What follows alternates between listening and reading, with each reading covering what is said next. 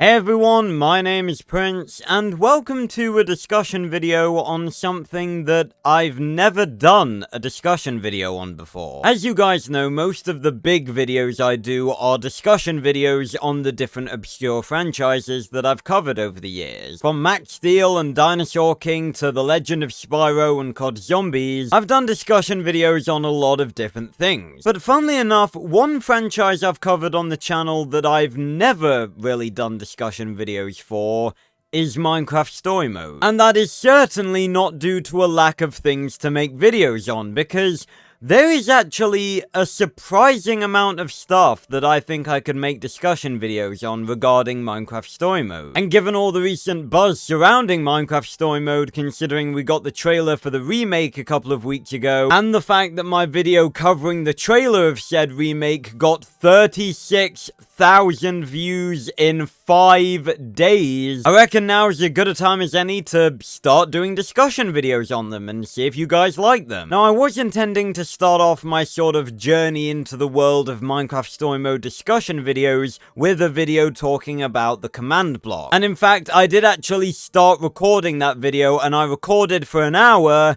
before I realized two things. One, I'd accidentally sort of recorded two video topics in one, and number two, I had majorly under-researched for the video. And they're obviously going to be made at some point, but until then, let's start off with something a little bit more simple. And that would be the character of Aiden, the minor antagonist from episode 1 of season 1, and the main antagonist from season 1, episode 5. Now, Aiden is actually one of, if not my favorite antagonist out of all of the episodes of the entire Minecraft Story Mode franchise. Okay, so I did record a whole lengthy section about why I think Aiden is a really good villain. Definitely the best villain out of the Portal Hallway arc, and possibly the best written villain out of the entire franchise. But I decided to get rid of it because I figured I could just make an entirely separate video on that. But the long and short of it is, I really like Aiden because he's a very grounded villain. Like, he doesn't have superpowers or anything. Like, he's literally just a guy. A guy that just happened to be cunning and lucky enough to outwit Jesse at several different points. So yeah, on with the video. Obviously, Aiden started off as just sort of a minor antagonist in episode 1. He was literally just our average bully, mocking our characters and just being an all-around asshole, really. He was originally, of course, part of the Ocelots, which was Lucas's group. And if Lucas actually chooses to leave your group in episode 4, he can actually go and find and rescue Aiden and all of the other Ocelots, and they all show up in the final battle to fight the Witherstorm with you. But weirdly, regardless of whether that happens or not, in episode 5, Aiden shows up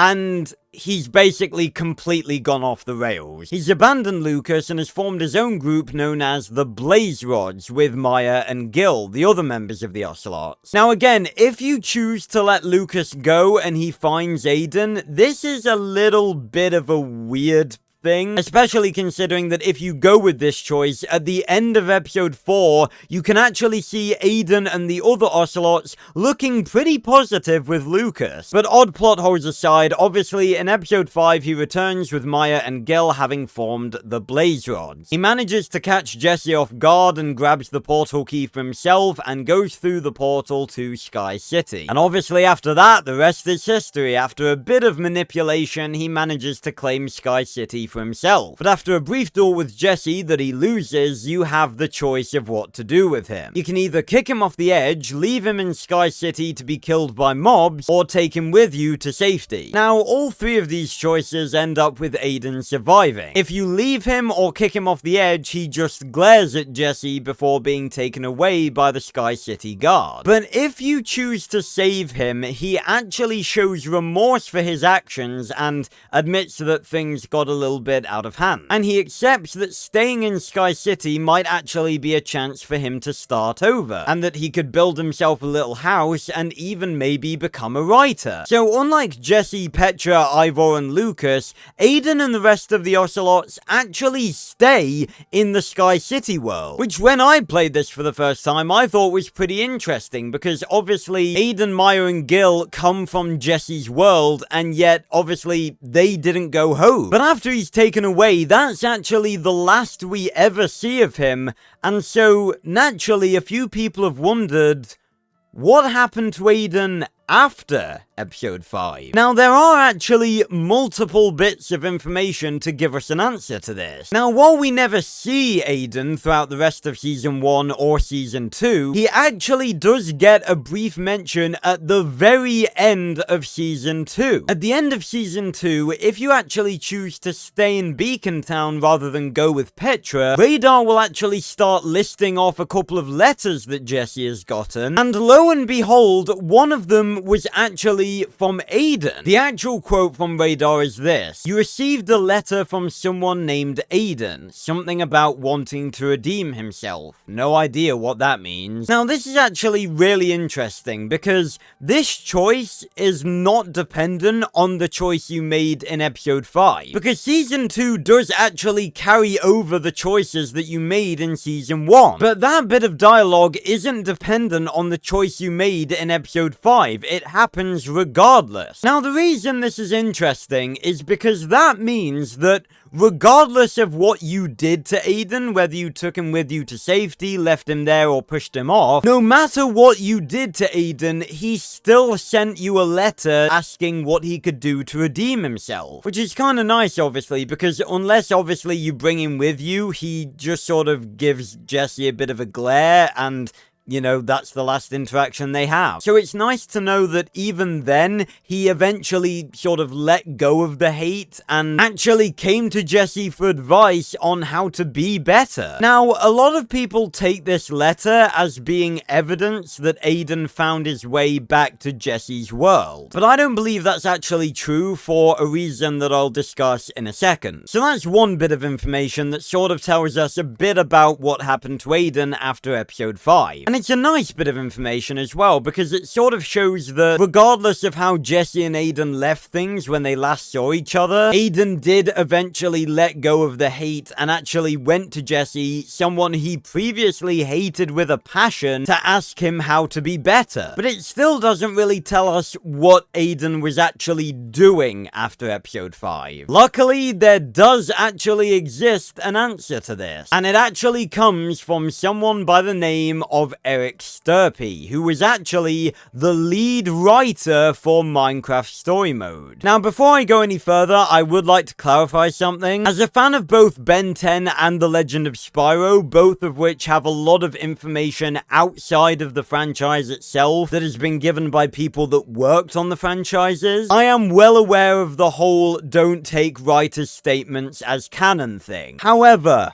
personally, how I've always seen writer statements is that if they're from a franchise that has very little lore explanation about the thing that they're talking about, and if what they're saying seems logical and realistic for the characters or events they're describing, then personally, I have no reason to say, well, that didn't happen. So with that out of the way, we're gonna move on and talk about some stuff that Eric Sturpey has said about Aiden. Because he has actually gone on record and basically told us his headcanon as to what actually happened to Aiden after episode 5. And his exact quote reads as the following: "I always like to imagine that after he had worked off his debt to Sky City, he was eventually let out of prison on good behavior. Rather than go back, he would see this as a chance to start afresh, free from the jealousy and insecurity he had felt back in Beacon Town. As part of his fresh start, he would try to help New Sky City get off the ground, if you'll pardon the pun, and become an advisor to Issa and the Sky City folks. Technically, the Blaze Rods would be the most experienced ground dwellers in that whole world, so they'd have a lot of knowledge that the others wouldn't have. Aiden alludes once to wanting to be a writer, which is a dream he could finally get to once he starts this new life for himself. And when it came time to writing a book, he might just decide to write it about the greatest hero he'd ever known. A hero that he was once super jealous of, but only because of just how much he admired them. He'd write a book all about how this hero conquered the Witherstorm, brought people together, went on crazy portal hopping adventures, and eventually, when he was done, he'd be all excited to publish it, only to realize that Lucas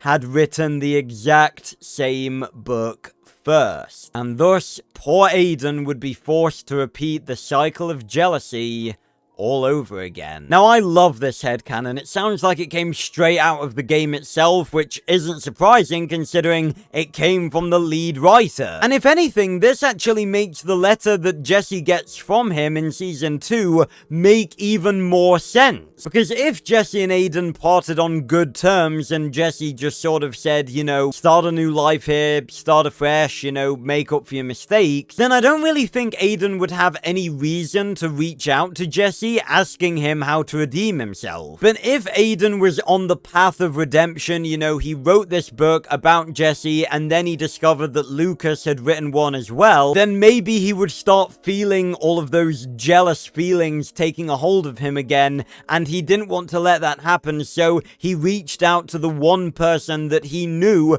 could tell him how to be better. And it's actually quite tragic that that could be what happens to Aiden, because after everything he's been through, he's found an entire new world where, you know, no one really knows him apart from the Sky City people, obviously, but he can fully try to be his own person here and move away from, you know, trying to compete with Jesse and, you know, pursue stuff that actually makes him happy. But then when he tries to do that, he ends up in the same jealous loop again, and again, it is actually kind of tragic. But hopefully in the timeline where Jesse decides to stay in Beacon Town, or even the timeline where he doesn't, maybe Radar could send him the letter from Aiden. Maybe Jesse could send him a letter back, or even meet up with him again and sort of, you know, give him a helping hand and sort of steer him back on the right path again. Now, I do want to briefly talk about something that I mentioned I would talk about earlier, but a lot of people seem to think that because Aiden sent Jesse a letter,